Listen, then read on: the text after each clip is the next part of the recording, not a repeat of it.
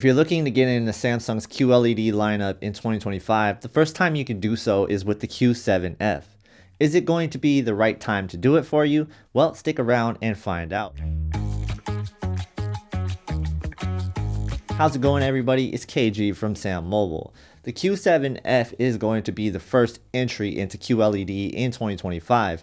It sits just below the Q8F from Samsung, and this is going to be a different TV altogether. It's not full array local dimming like you do have with the more step up models. Instead, you're looking at an entry-level backlight system here, and what you're looking at is also 60 Hz for the refresh rate. So these are all entry-level specs that you come to expect from the entry-level QLED lineups that Samsung usually has to offer. Sticking with the theme of entry-level TVs, not only is it a 60 Hz TV, but it also only has 3 HDMI ports like we've come to expect with some entry-level TVs. This is probably enough for most people, but some people do require 4 HDMI ports. There is an EARC port, so you can use it with a compatible soundbar, and it also does have Samsung's Q Symphony support, so you could use it with a compatible Q Symphony soundbar. Staying on the topic of sound, the sound from this TV is pretty mediocre. It's not really great. It's what you come to expect from an entry-level TV. The dialogue is decent and you can get away with it for a small room,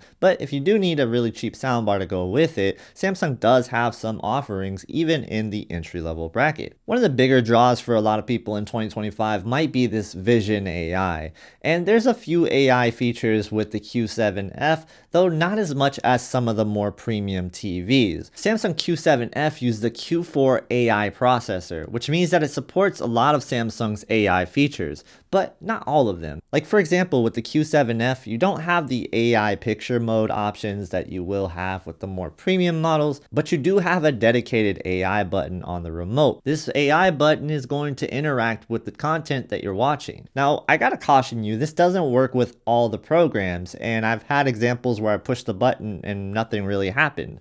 And I've also had examples where I push the button and it tells me exactly what's happening. It shows the actors, and then I could also hover over the actors and see what other movies they're in. They suggest content for me. So it's a nice little feature. You get information presented in front of you, so you don't have to look down on your phone and look up information yourself. Some of the features that you find on this TV are going to be features you won't find on other TVs in this price bracket, most likely. And the operating system is running on Tizen One UI, which is going to be like an extension of the One UI platform from the mobile devices, but just in TV format. I'll go through some of the features that stand out in this video, but if you want a full list of everything that's going on with Tizen One UI in 2025, we did a video on that, so definitely check that out. Some of the new AI features in 2025 are pretty interesting, like the ability to generate your own wallpaper using the generative AI that's built into the Samsung One UI. I tried out a couple of examples myself, and the results were pretty good. There's also the Samsung Game Hub, which I absolutely love. You can hook up your favorite Bluetooth controller to the TV and play games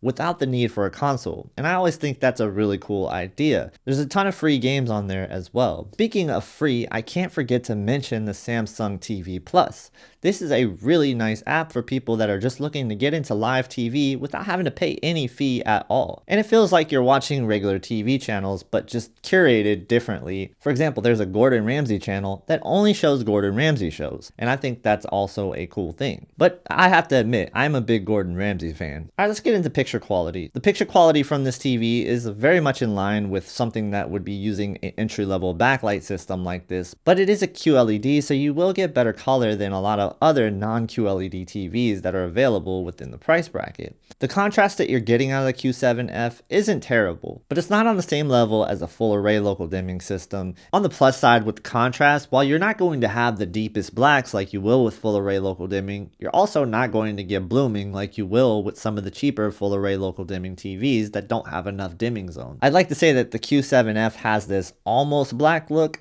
It's not quite a grayish black, but it definitely does stray closer to that than pure black. For better contrast, you're definitely going to want to step up in the lineup, and we'll cover those TVs as well on SamMobile, so definitely stay tuned to the channel. If there's one big weakness that I see with this TV, it's definitely going to be the peak brightness. The peak brightness of this TV isn't going to be pushed enough to give you good high quality HDR. The TV does have HDR, but from what I tested with the HDR, I was pretty let down at how it performed.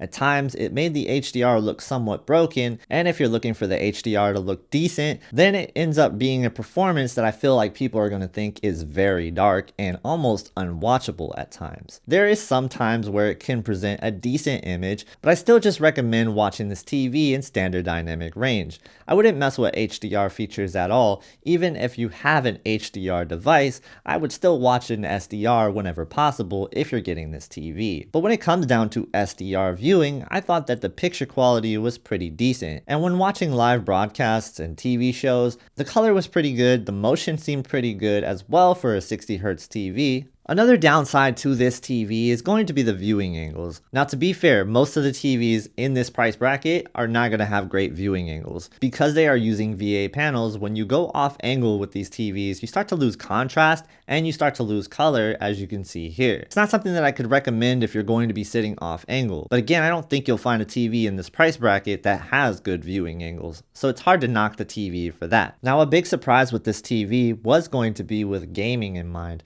Gaming on this TV, as long as you're playing in standard dynamic range, is going to be a pleasant experience altogether.